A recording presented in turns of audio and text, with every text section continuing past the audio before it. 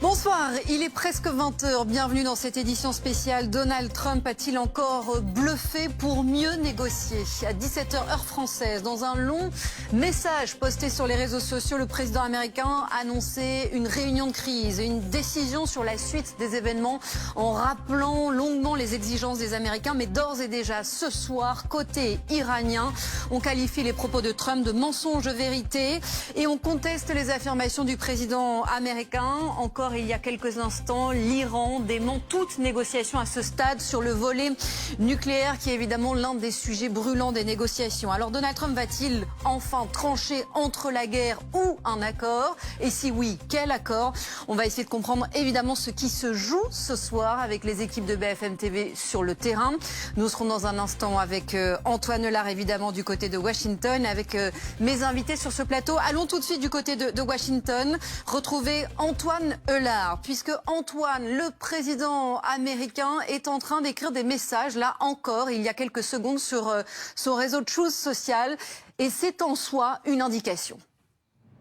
Brouillard. En plein brouillard, et on va suivre évidemment ce qui ressort de cette réunion de crise du côté de Washington. C'est là que ça se passe ce soir à la Maison Blanche. On ne sait pas ce qu'il se dit exactement. On ne sait même pas si la réunion est terminée ou pas.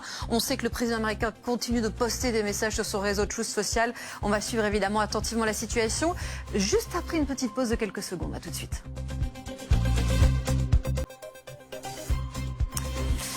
Il est 20 h 31, cette question au cœur des prochaines heures. Le président américain s'apprête-t-il, oui ou non, à prendre une décision cruciale? Il faut rembobiner le fil. À 17 h heure française, Donald Trump postait un long message sur son réseau Truth Social dans lequel il annonçait une réunion de crise à Washington, à la Maison Blanche, qui serait toujours en cours.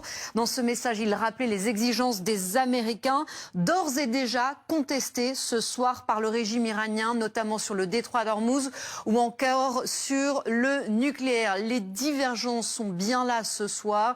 Du coup, on va suivre attentivement ce qui se dit à la sortie de cette réunion et on va en parler évidemment avec mes invités. Thierry Coville, bonsoir. Oui, bonsoir. Et bonsoir à vous, Jérôme Claes, vous êtes toujours avec nous. On va faire régulièrement des allers-retours sur le terrain. Allons du côté d'Israël, puisqu'il y en a un en particulier qui va suivre évidemment ce qui se passe ce soir. C'est le Premier ministre israélien. Bonsoir Igor Saïri, vous êtes sur place pour BFM TV. Qu'est-ce qui se dit de votre côté, Igor, sur les dernières déclarations des Américains et des Iraniens?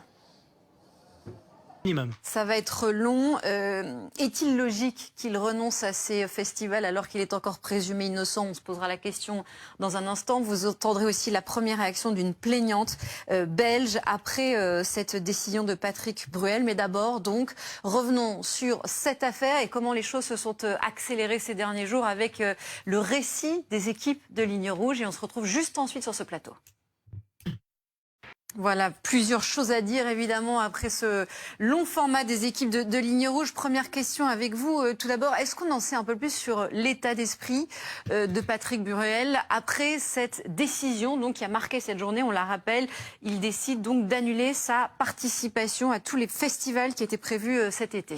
D'après les échos Rapidement, c'est que le travail n'a peut-être pas été parce fait que totalement. Certaines ont été rouvertes, du coup, et toutes les plaintes ont été centralisées au parquet de Nanterre. Voilà ce qu'on pouvait dire sur cette affaire Bruel et ses derniers rebondissements. Merci beaucoup à tous les quatre. Dans un instant, vous retrouvez évidemment Anne Seften et Dominique Tenza. À demain soir.